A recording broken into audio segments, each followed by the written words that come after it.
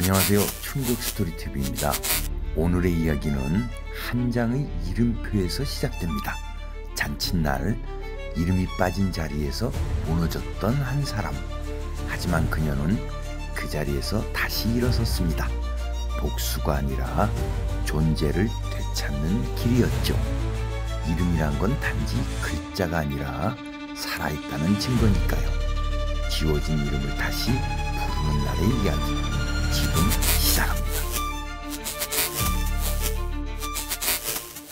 그날은 비가 올 것 같은 흐린 아침이었습니다. 며느리 윤정이가 운영하는 식당 개업식이 있는 날이었죠. 며칠 전부터 저는 마음이 바빴습니다. 이런 날 시어머니가 얼마나 도와줘야 체면이 서는지 모르니까요. 어머니, 그날 오시죠? 자리도 미리 예약했어요. 윤정이의 목소리는 겉으론 공손했지만 이상하게 냉랭했습니다. 요즘 들어 그 아이의 표정이 점점 딱딱해지는 게 느껴졌거든요. 그래도 며느리가 장사 시작한다는데 어머니가 도와주지 않으면 누가 도와주겠어요. 그래서 새벽부터 일어나 시장에 갔습니다. 개업식에 쓸 화분도 샀고 직접 만든 수육도 챙겼습니다. 어머니가 이렇게까지 했어요. 라는 말이 윤정이 입에서 한 번쯤은 나오길 바랐죠. 남편은 그날도 출근했습니다. 괜히 간섭하지 말고 그냥 앉아있기만 해. 그 사람은 늘 그랬습니다. 저보다 며느리 편을 들었죠. 저는 그저 웃으며 알았어요 하고 넘겼지만 속으로는 답답했습니다. 식당은 생각보다 크고 화려했습니다. 현수막엔 윤정인의 참맛 한상이라고 적혀 있었죠. 하객들도 많았습니다. 아들 지훈이가 나와 사람들을 맞이하고 있었고 윤정이는 하얀 원피스 차림으로 웃고 있었습니다. 저는 그 모습이 마치 결혼식처럼 보였어요. 어머니 오셨어요? 지훈이가 멀리서 손을 들었습니다. 그러나 그 뒤에 서 있던 윤정이는 눈길만 슬쩍 돌리고 다른 손님에게 갔습니다. 나는 괜히 주머니 속 손을 쥐었다 폈습니다. 괜찮아요.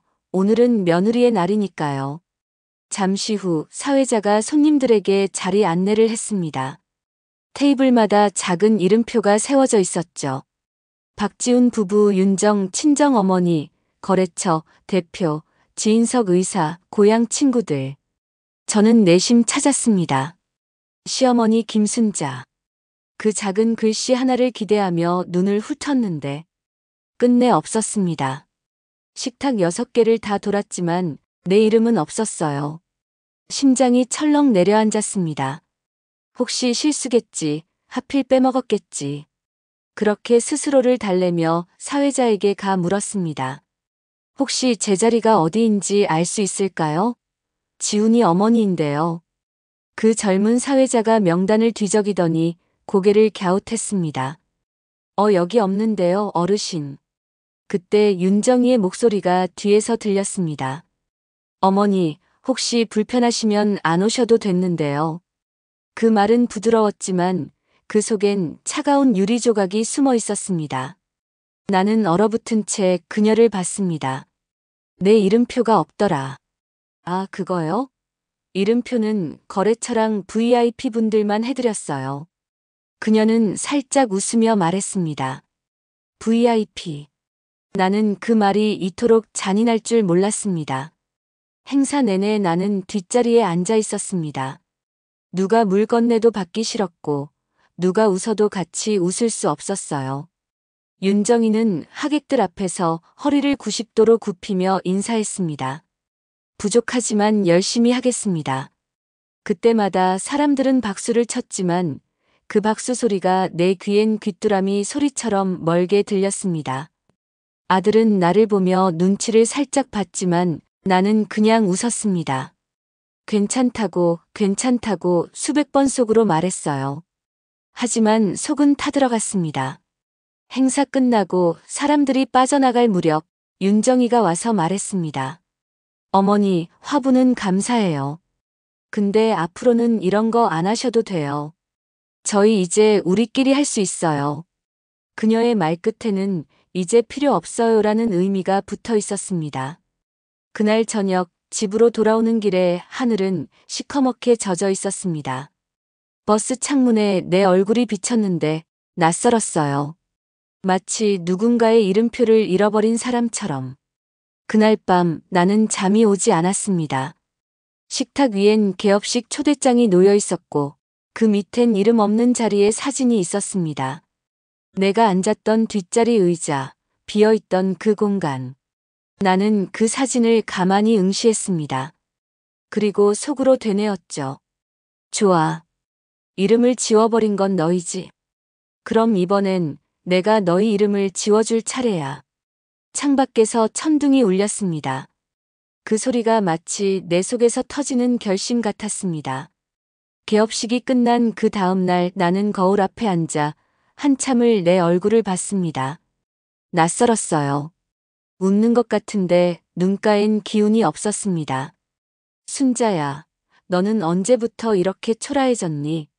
속삭이듯 말하고 스스로 웃었습니다. 개업식장에서 내 이름표가 빠졌을 때 그건 그냥 종이 한 조각의 일이 아니었어요. 누군가 내 존재를 살짝 지워버린 순간이었죠. 며느리 윤정은 그날 저녁에도 전화 한 통 하지 않았습니다. 아들도 마찬가지였습니다. 바쁘겠지. 스스로 합리화하며 일주일을 보냈지만 전화기 불빛이 한 번도 깜빡이지 않는 그 일주일이 나는 참 길었어요. 그 일주일 사이 나는 작은 일기장을 펼쳤습니다. 남편이 세상을 떠난 뒤로 한 번도 쓰지 않았던 낡은 노트였습니다. 첫 페이지엔 남편의 글씨로 이렇게 적혀 있었죠. 이름이 없으면 존재도 없다. 그래서 사람은 끝까지 자기 이름을 지켜야 한다. 그 글을 손가락으로 쓸어내리는데 눈물이 떨어졌습니다. 이름을 지키라는 말이 이렇게 무겁게 느껴진 적이 없었어요. 며칠 뒤 우연히 은행에서 전화가 왔습니다. 김순자 고객님, 공동명의 서류 확인이 필요합니다. 순간 가슴이 철렁했어요. 나는 서둘러 은행으로 갔습니다. 직원이 말했습니다. 아드님 지훈 씨 서명으로 3개월 전에 변경 처리되었습니다. 제 서명은요? 여기 있습니다. 직원이 내민 서류에는 분명히 내 필체가 있었습니다. 그제서야 생각났습니다. 봄에 지훈이가 왔을 때 이런 말을 했었죠. 엄마, 대출 서류야. 간단한 확인 도장만 찍으면 돼. 그때 나는 아무 생각 없이 도장을 찍었습니다. 이제 네가 알아서 다 하겠지. 그 말을 했던 내가 바보였죠. 나는 조용히 집으로 돌아와 통장을 펼쳤습니다. 남편이 남겨둔 예금이 있던 그 계좌, 이젠 내 이름 단독으로는 아무것도 없었습니다. 가슴속에서 서늘한 바람이 불었어요. 며느리의 잔칫날, 이름이 빠진 것은 시작에 불과했습니다. 그들은 이제 내 인생에서도 내 이름을 지우려 하는 것이었어요. 그날 밤 잠을 이룰 수 없었습니다. 남편이 남긴 유언장을 꺼내서 다시 읽었습니다. 순자야, 내 모든 재산은 내 이름으로 하라. 그래야 언제나 존중받을 거야. 그 문장이 가슴을 쑤셨습니다. 존중받을 거야 그 한 줄이 이토록 잔인하게 들릴 줄이야. 다음 날 아침 나는 주소지를 변경하러 주민센터에 갔습니다. 아들 부부가 알지 못하는 새 동네였습니다. 직원이 이유를 물었지만 나는 그냥 웃었습니다. 새로 살고 싶어서요.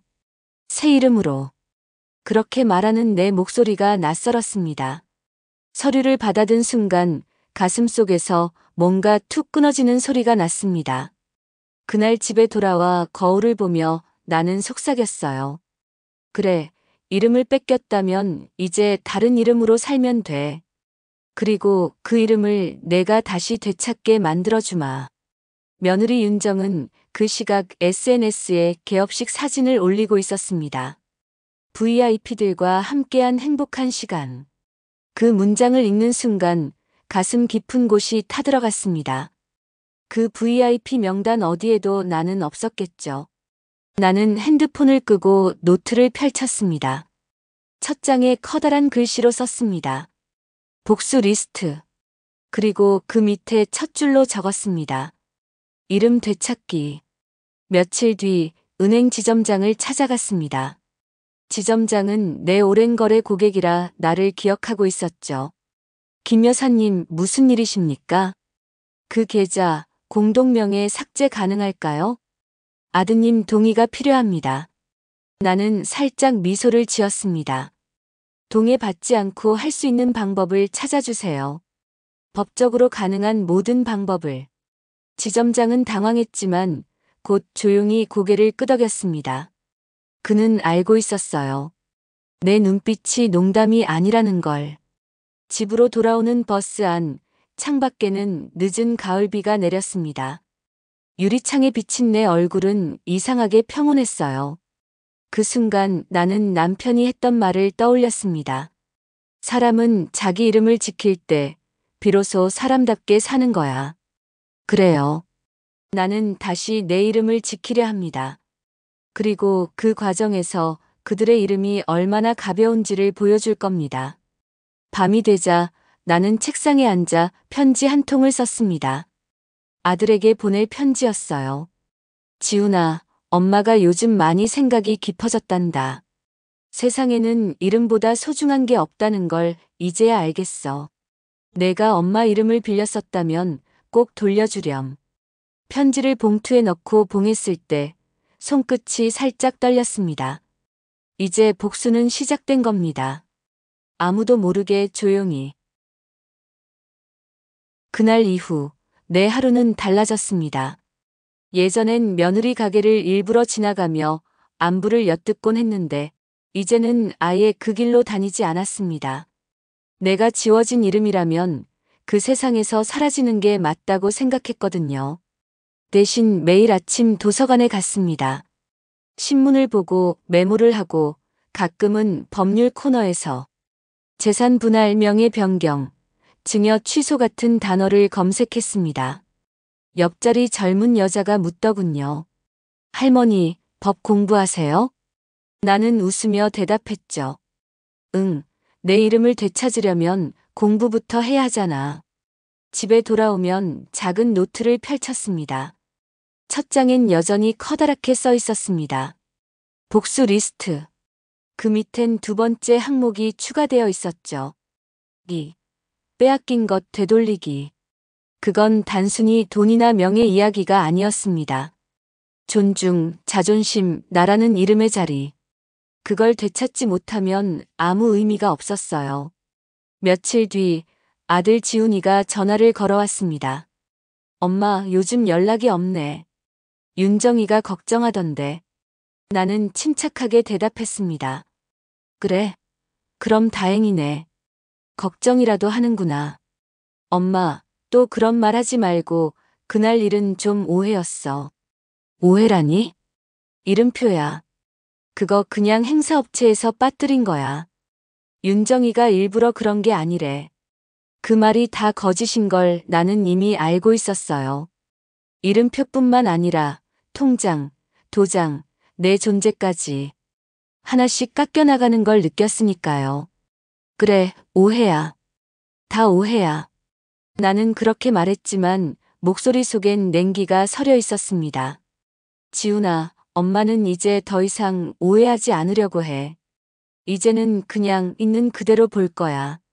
그날 밤 나는 다시 은행 담당 지점장에게 전화를 걸었습니다. 그 서류 복사본 받을 수 있을까요? 예, 법적 권한이 있으시니 가능합니다. 그럼 내일 오전에 찾으러 갈게요. 전화를 끊고 나서 오래된 앨범을 꺼냈습니다. 그 안에는 아들 결혼식 사진이 있었습니다. 윤정이가 환하게 웃고 있던 그날, 나는 이제 진짜 가족이 생겼구나라고 믿었어요. 하지만 지금 보니 그 웃음 뒤엔 계산이 숨어 있었네요. 사진 속 내 얼굴은 활짝 웃고 있었지만 그 웃음은 누군가의 허락이 있어야 존재하는 웃음이었어요. 이제 그 웃음을 내 스스로 되찾으려 합니다. 다음 날 아침 은행에서 서류를 받았습니다. 그 서류에는 분명히 공동명의 전환 동의서가 붙어 있었죠. 내 도장이 선명히 찍혀 있었습니다. 그 순간 머릿속이 하얘졌지만 오히려 마음은 고요했습니다. 좋아. 내가 내 도장을 이용했지. 그럼 이번엔 내가 내 이름을 이용할 차례야. 나는 곧장 변호사 사무실로 향했습니다. 도시 변두리에 있는 조용한 중년 여변호사였어요. 명함엔 가정법 전문 상속, 증여, 재산권 분쟁이라고 적혀 있었습니다. 도와드릴까요? 예, 제 이름이 빌려 쓰인 일이 있어서요. 되찾으려 합니다. 아주 조용히. 변호사는 내 눈빛을 보더니 고개를 끄덕였습니다. 이런 일 조용히 하려면 은근히 오래 걸리실 거예요. 괜찮아요. 오래 걸려도 돼요. 어차피 그 사람들은 내가 아무것도 모른다고 생각하니까요. 며칠 후 윤정이에게서 문자가 왔습니다. 어머니, 요즘 왜 연락 안 하세요? 가게 들르시면 식사 대접해 드릴게요. 나는 답하지 않았습니다. 그리고 그 문자를 인쇄해서 노트 한쪽에 붙였죠. 그 밑에 볼펜으로 적었습니다. 3. 침묵은 복수의 첫 단계. 그날 밤 나는 라디오를 들으며 차를 마셨습니다. 진행자가 말했습니다. 가끔 사람은 조용히 사라지는 게 최고의 복수일 때가 있습니다. 그 문장이 내 마음속에 스며들었습니다. 사라지는 게 복수라면 나를 잊게 만드는 건 더 큰 복수일지도 모르죠. 그래서 다음 날 나는 집 정리를 시작했습니다. 사진, 옷, 책, 그리고 오래된 식기들. 어머니가 주신 거라며 무심히 밀쳐두던 것들. 이제 그들을 위해 남겨둘 이유가 없었어요. 트럭을 불러 그 모든 짐을 지역복지센터에 기부했습니다. 그날 기부 담당자는 내게 영수증을 건네며 웃었습니다. 감사합니다. 이름 적어드릴까요? 나는 고개를 저었습니다. 아니요.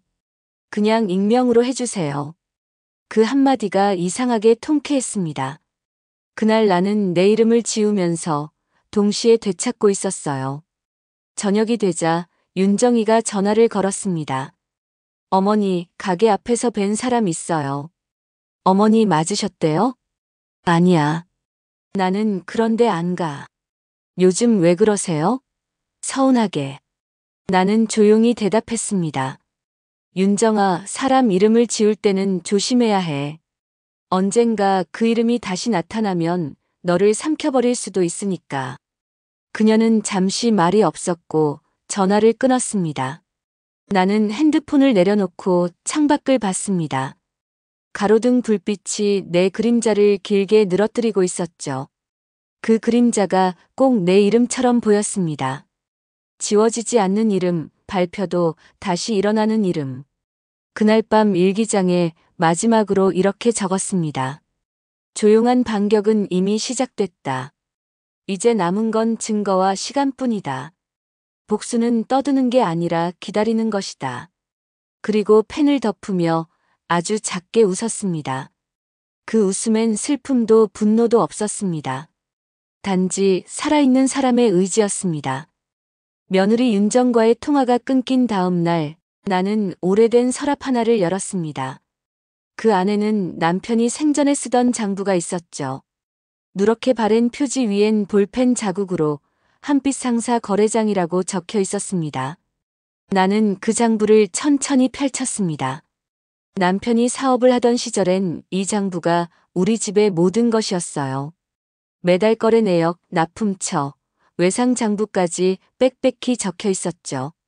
남편은 숫자 하나에도 성실한 사람이었습니다. 그때 나는 부엌에서 밥을 하며 그를 지켜봤고 그는 늘 웃으며 말했죠. 순자야, 장부는 거짓말 안 해. 사람은 거짓말을 해도 장부는 안 한다. 그 말이 그날따라 뼈에 사무쳤습니다. 그래, 장부는 진실을 기억하는 녀석이었죠. 나는 장부를 한 장 한 장 넘겼습니다. 그리고 어느 페이지에서 멈췄습니다. 거기엔 붉은 펜으로 크게 써 있었습니다. 김순자 비상금 계좌. 심장이 쿵 내려앉았습니다. 비상금 계좌라. 남편이 돌아가시기 전에 나에게 따로 만들어준 통장이었어요. 그 존재조차 까맣게 잊고 있었습니다. 다음 날 나는 은행으로 향했습니다. 직원에게 오래된 통장을 내밀었죠. 이 계좌 혹시 아직 살아있나요? 직원이 계좌번호를 입력하더니 눈을 크게 떴습니다. 예, 고객님. 이자까지 포함해서 현재 잔액이 상당하시네요. 그 말이 귀를 울렸습니다. 살아있다. 내 이름으로 된 통장, 내 이름으로 남은 세상의 마지막 기록. 그 말을 듣는 순간 눈물이 고였어요. 비밀번호 재설정하고 싶어요. 신분증만 확인되면 가능합니다. 나는 떨리는 손으로 신분증을 내밀었습니다. 카운터 유리에 비친 내 얼굴은 평온했지만 속에서는 천둥이 치고 있었습니다. 좋아. 이 돈으로 다시 내 이름을 세울 거야. 은행을 나와 근처 공원 벤치에 앉았습니다. 노을이 물들어가고 있었고 아이들이 뛰노는 소리가 들렸습니다. 나는 가방에서 작은 수첩을 꺼냈습니다. 거기에 이렇게 적었습니다. 내 이름으로 다시 시작하기. 그 문장을 쓰는 순간 마음속에 이상한 평화가 찾아왔습니다. 이제 단순한 분노가 아니라 계획이었습니다. 냉정하게 질서 있게 증거를 남기며 복수하는 것. 그날 밤 윤정의 SNS에는 또 사진이 올라왔습니다. 고객 감사 이벤트. 시어머니도 응원해 주셨죠. 그 문장을 보는 순간 피가 거꾸로 솟았습니다. 응원해 주셨죠? 나는 그 개업식에서 이름표조차 없었던 사람인데. 댓글엔 좋은 시어머니 두셔서 부럽다. 역시 가정교육 제대로 받으셨네요. 이런 말들이 달려 있었습니다. 나는 그 댓글 하나하나가 칼날처럼 느껴졌어요. 하지만 그 칼날을 나에게만 향하게 두진 않을 겁니다. 며칠 뒤 나는 조용히 움직이기 시작했습니다. 첫 번째로 남편의 거래처 중 하나였던 동양식자재라는 업체를 찾아갔습니다. 그곳은 여전히 간판도 주인도 그대로였죠. 저 혹시 한빛상사 사장님 아내 김순자라고 하면 기억하시나요? 가게 주인이 반가운 얼굴로 말했습니다. 그럼요, 김 사장님이시잖아요. 오래간만이네요. 그 말에 눈물이 핑 돌았습니다. 아직도 누군가 나를 그렇게 불러주는구나. 나는 슬며시 물었습니다. 그때 거래대금 중 일부가 남편 이름으로 안 들어온 게 있었나요? 예. 그게 왜요? 혹시 미지급된 금액이 있었다면 확인하고 싶어서요. 가게 주인은 뒤적거리더니 낡은 파일을 꺼냈습니다. 이거요, 10년도 더 됐는데, 어라, 김 사장님 이름으로 미입금 표시가 있네요. 나는 속으로 웃었습니다. 그 미입금 내역, 바로 윤정의 아버지가 운영하던 업체였습니다. 집으로 돌아와 장부를 다시 확인했습니다. 윤흥식 식자재 입금 보류. 그 밑엔 남편의 메모가 있었습니다. 지훈 결혼 후 처리. 그때 깨달았죠. 남편은 이미 알고 있었습니다. 윤정이 그 집안의 돈 문제를 끌어올까봐 남겨둔 흔적이었어요.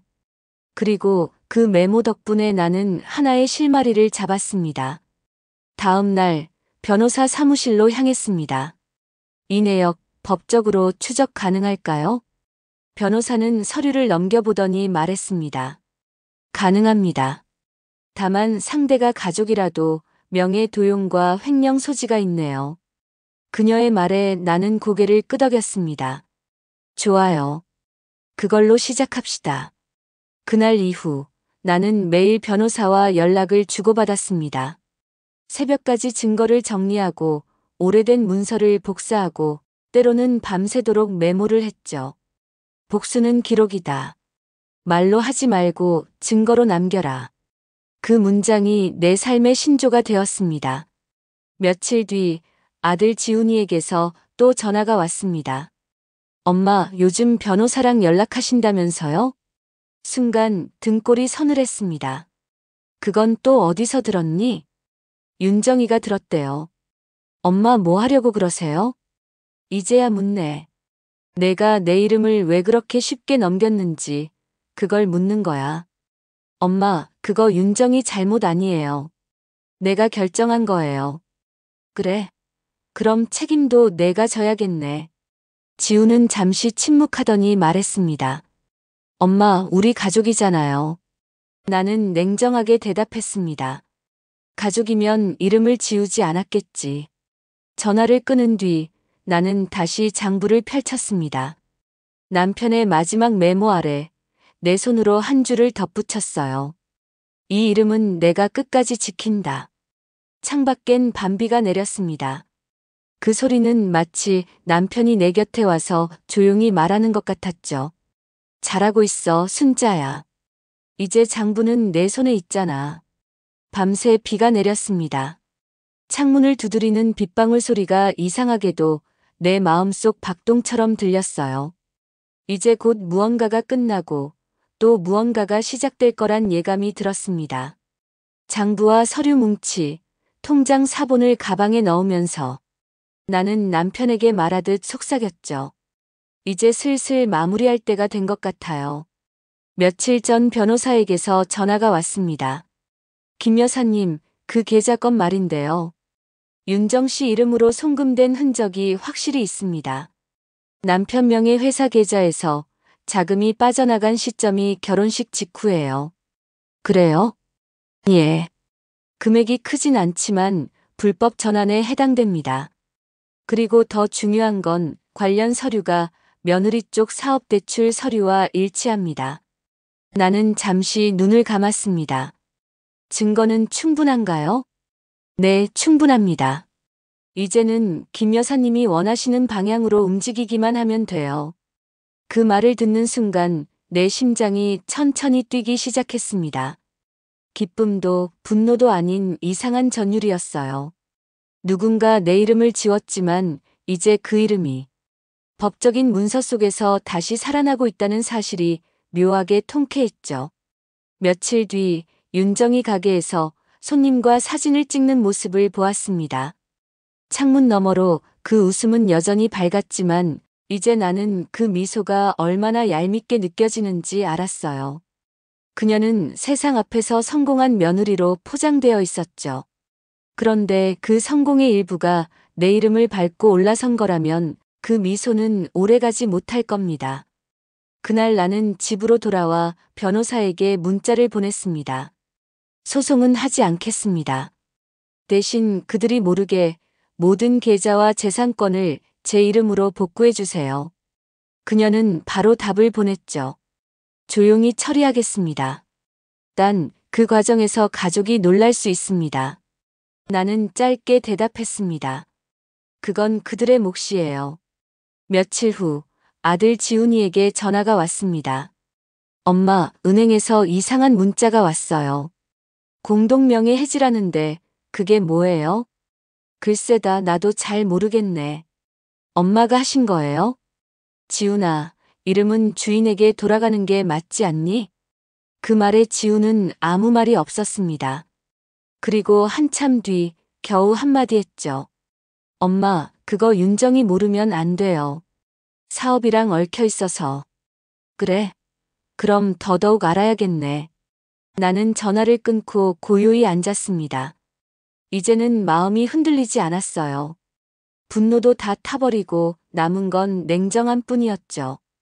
그날 저녁 우연히 윤정이 가게 앞을 지나는데 안에서 그녀가 전화를 받으며 이렇게 말하더군요. 지훈아, 엄마가 진짜 그렇게 했다고. 이제 어쩌지? 대출은 내 명의로 되어 있는데.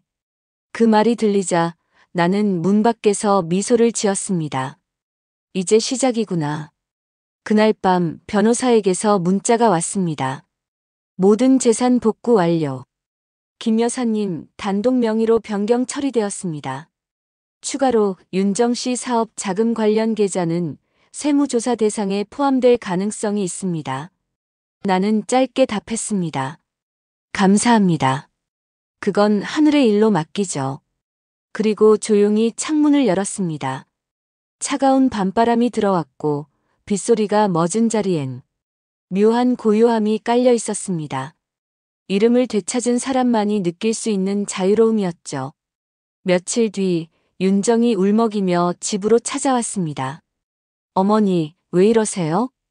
저 그렇게까지 한 거 아니에요. 그냥 잠깐 돈이 필요해서 그랬던 거예요. 나는 차를 내주며 조용히 말했습니다. 그럼 그때 내 이름표는? 그것도 잠깐 빠진 거였니? 그녀는 아무 말도 못했습니다. 윤정아, 사람 이름은 장난으로 빼는 게 아니야. 그 이름에는 인생이 들어있거든. 그녀는 고개를 떨궜고 눈물이 뚝뚝 떨어졌습니다. 하지만 나는 단 한 방울의 눈물도 흘리지 않았습니다. 다음 날 지훈이가 찾아왔습니다. 엄마, 윤정이가 울면서 말하더라. 엄마가 우리 가게 망하게 하려고 한다고. 나는 담담히 대답했습니다. 망하게 한 게 아니야. 그냥 제자리를 돌려준 것뿐이야. 엄마, 그게 무슨 차이예요? 큰 차이지. 나는 누구 이름도 빼앗지 않았거든. 지우는 한동안 나를 바라보다가 결국 아무 말도 못하고 돌아갔습니다. 그 뒷모습을 보며 나는 조용히 속삭였죠. 이제라도 배웠으면 좋겠다. 이름의 무게를. 그날 밤 나는 다시 노트를 펼쳤습니다. 복수 리스트의 마지막 줄에 이렇게 적었습니다. 5. 이름을 되찾음 완료. 그리고 그 밑에 아주 조용히 한 줄을 더 썼죠. 6. 그들을 용서할 날이 올까? 그 문장을 쓰고 나니 이상하게 마음이 편안해졌습니다. 복수가 끝난 자리에 생긴 건 허무가 아니라 이상한 여운이었어요. 이튿날 아침 나는 새 통장을 손에 쥐었습니다. 예금주 김순자. 그 이름이 다시 활자로 찍혀 있는 걸 보는 순간 심장이 두근거렸습니다. 이름표는 사라졌지만 내 이름은 다시 돌아왔습니다. 그리고 나는 그 이름으로 다시 살기로 했어요. 며느리 윤정이 집을 나간 지 며칠이 지났습니다. 그녀가 남긴 향수 냄새가 아직도 현관에 남아 있었어요. 문을 닫고 돌아서는 순간 거실의 정적이 마치 바다 심연처럼 깊게 가라앉았습니다.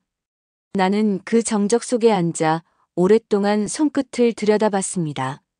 이름을 되찾았다는 것은 단순한 복수가 아니었습니다. 그건 나를 다시 불러내는 일, 세상에서 잊힌 한 사람이 다시 자기 자리로 돌아오는 일이었어요. 그날 밤 나는 늦게까지 불을 끄지 못했습니다. 책상 위엔 여전히 남편의 장부와 노트가 놓여 있었죠. 장부 위엔 손자의 사진이 한 장 있었습니다. 유치원 운동회에서 땀에 젖은 얼굴로 손을 흔드는 모습. 그때 손자가 내게 말했었죠. 할머니, 내가 이름표 붙여드릴게요. 그 작은 목소리가 귓가에 울렸습니다. 그날 그 아이의 손에 붙여진 파란 종이 조각엔 분명히 김순자라고 적혀 있었어요. 그 이름이 그렇게 소중한 것인 줄, 결국 사람은 자기 이름값만큼 사는 거예요. 이름엔 인생이 있고, 인생엔 다시 써야 할 페이지가 있으니까요. 그게 내가 다시 걸어가야 할 길이에요. 그때는 몰랐습니다. 새벽녘 라디오를 켰습니다. 밤새 비가 내리다 그친 후라 공기가 맑았어요. DJ가 잔잔한 목소리로 이야기했습니다. 오늘은 이름에 관한 사연을 받고 있습니다. 여러분에게 이름이란 무슨 뜻인가요? 나는 멍하니 그 질문을 들었습니다. 이름. 그건 누군가의 부름이자 존재의 증거였죠. 나는 스스로에게 대답했습니다. 이름은 살아있다는 증거야. 그날 아침 우체국으로 향했습니다. 손에 편지 한 통을 쥐고 있었어요. 하얀 봉투에 지훈 윤정 앞이라 적었습니다. 짧은 문장이었지만 이제 내가 그들에게 할 수 있는 마지막 말이었습니다. 너희가 내 이름을 지웠을 땐 미웠다. 하지만 이제는 고맙다. 덕분에 내 이름을 다시 배웠으니까. 우체통에 봉투를 넣는 순간 손끝이 따뜻했습니다. 빨간 우체통 속으로 사라지는 그 작은 편지는 내 분노의 끝이자 나의 시작이었습니다. 집으로 돌아오는 길 초등학교 앞을 지나는데 아이들이 운동장에 모여 있었습니다. 교사가 확성기를 들고 이름을 하나씩 부르고 아이들이 네 하고 대답했어요. 그 소리가 기분 좋게 하늘로 올라갔습니다. 나는 그 모습을 보며 걸음을 멈췄어요. 어쩌면 이 세상 모든 사람은 누군가에게 자신의 이름을 불러주길 기다리고 있는지도 모릅니다. 나도 그랬겠죠. 단 한 번이라도 어머니가 아닌 순자 씨라고 불러주는 누군가가 있길 바랐던 겁니다. 그날 저녁 딸처럼 지내던 이웃 박 여사가 찾아왔습니다. 언니 뉴스 봤어요? 요즘 가족끼리 재산 문제로 싸우는 사람 많대요. 세상 참 무섭죠. 나는 미소 지었습니다. 그래도 사람 사는 건 다 거기서 거기야. 결국 이름값 하면서 사는 거지. 이름값이요? 응, 사람은 자기 이름값만큼 사는 거야. 그게 양심이고 존중이지. 그녀는 고개를 끄덕이며 차를 마셨습니다. 그 순간 창밖에서 바람이 불어 커튼이 살짝 흔들렸습니다. 커튼 너머 하늘은 노을빛으로 물들어 있었죠. 나는 그 빛을 보며 생각했습니다. 이제야 내 이름이 노을처럼 따뜻해졌다. 며칠 뒤 손자에게서 전화가 왔습니다. 할머니 학교에서 가족 이름으로 시 썼어요. 할머니의 이름은 빛난다 했어요. 나는 웃으며 대답했습니다. 그래, 그 이름 잊지 말고 살아. 너도 너 이름 빛나게 만들어야지. 응, 나도 할머니처럼 살 거야. 그 짧은 통화가 끝난 뒤 나는 라디오 볼륨을 살짝 높였습니다. 거기서 흘러나오는 한 문장이 귀를 때렸어요. 사람은 자기 이름을 되찾을 때 비로소 인생을 되찾는다. 나는 눈을 감고 그 문장을 곱씹었습니다. 그래요, 이제 모든 게 돌아왔습니다. 도장도 통장도 자리도. 하지만 그중 가장 소중한 건 이름이었습니다. 다시 불릴 수 있는 이름, 그리고 그 이름으로 살아갈 용기. 그날 밤 일기장에 마지막 한 줄을 썼습니다. 복수는 끝났고 이제는 존재로 살아간다. 그 문장을 쓰며 펜을 놓았을 때 어디선가 바람이 창문을 스쳤습니다. 나는 그 소리를 따라 창문을 열었습니다. 하늘엔 별이 떠 있었고 멀리서 강아지 짖는 소리가 들렸습니다. 이름을 부르는 소리처럼 잔잔했죠. 나는 그 별을 보며 중얼거렸습니다. 김순자 잘했다. 지워지지 않았어. 그리고 잠시 침묵한 뒤 화면을 바라보며 말했습니다. 혹시 여러분도 누군가에게 이름이 지워진 적 있나요? 그럴 땐 꼭 기억하세요. 이름은 남이 불러주는 게 아니에요. 내가 나를 부를 때 그 이름은 다시 살아납니다. 오늘도 끝까지 시청해주신 시청자님들께 감사드립니다. 좋아요, 구독 눌러주시면 앞으로 더 좋은 영상 만드는데 저에게 큰 힘이 됩니다. 늘 건강하시고 행복하세요.